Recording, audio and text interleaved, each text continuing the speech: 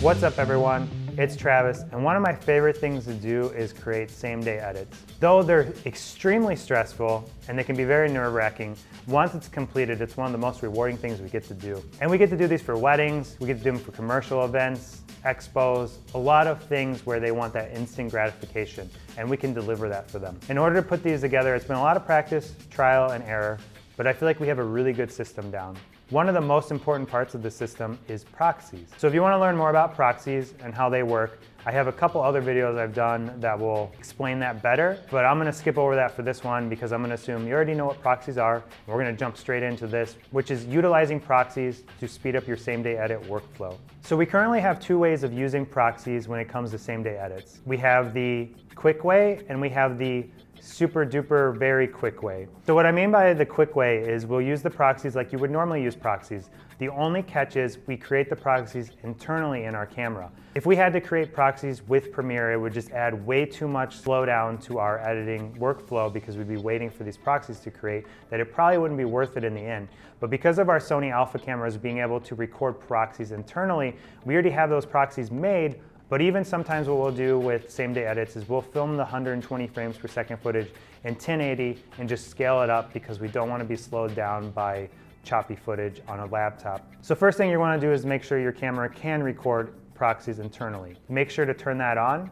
And like I said, if you need help with doing that, we have a video that explains and walks you through that. So this is where our branching paths start, is when we set up the proxy settings inside of our camera. With our Sony cameras, we're given two options. We can do a 1080p proxy or we can do a 720p proxy. If we're doing the edit the quick way where we need to be done by the end of the day, but we have some wiggle room, we'll just stick with the 720p proxies and we will link these proxies to our 4K footage inside of Premiere.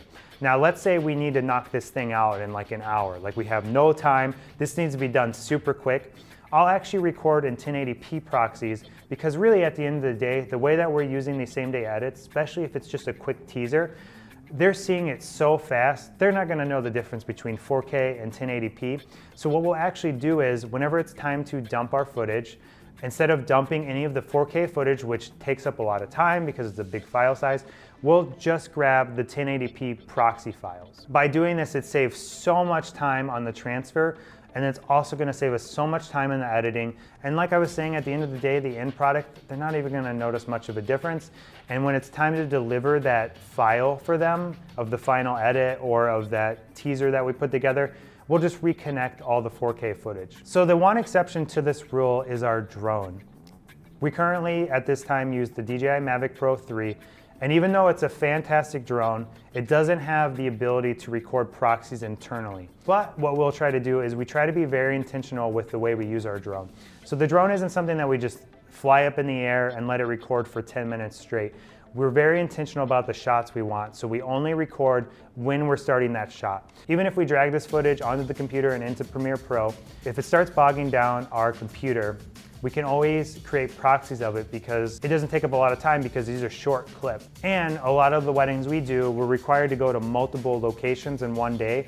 So this might be something that we just throw up real quick on our computer as we're making the drive and have it render those proxies as we head to the next location. So I hope that this video has been helpful for you. If you're someone who hasn't done a same-day edit yet, I hope this takes away some of the nerves that you might have about timing and just kind of reassures you that there's a lot of ways that you can save time when you're doing a same-day edit, especially if you're utilizing proxies. And are you interested in learning more about our same-day edit process? If so, let me know in the comments below and we'll create a video based around our system and how we get our same-day edits done, from pre-production all the way to how we show the film when we're at the wedding reception. Again, thank you for checking out this video and thank you for your support. Until next time, we'll see ya.